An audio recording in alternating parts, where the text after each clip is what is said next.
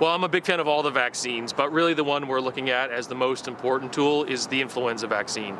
This is one we've talked about many times in the past, and we really want people to get on board this year in a way that they really have never done before. COVID can look just like the influenza virus infection. And so when someone presents, it's going to be very challenging for us to distinguish between the two. So the more people who get a flu vaccine, the fewer people are going to get influenza. So when people do show up with those symptoms, we can start making a risk assessment. Hey, you got vaccinated, it's less likely you got flu, more likely you have COVID-19. That really helps us and obviously people understand what's going on. A lot of people get flu every year. A lot of people get very sick, end up in clinics, emergency departments, end up on our acute care floors, like our regular hospital floors, and in our ICUs.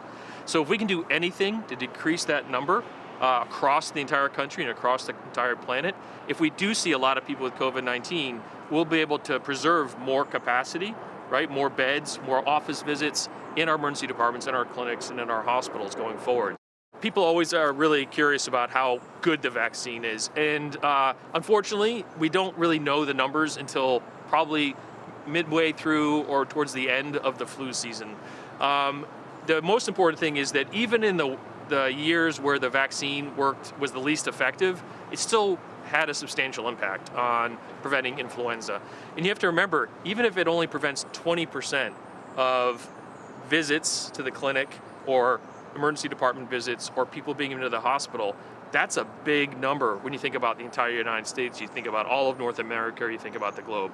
Really, the message that we should be delivering and that people should be hearing is that unless a doctor or a nurse practitioner or a physician assistant tells you you should not get vaccinated, you should assume you're going to get vaccinated.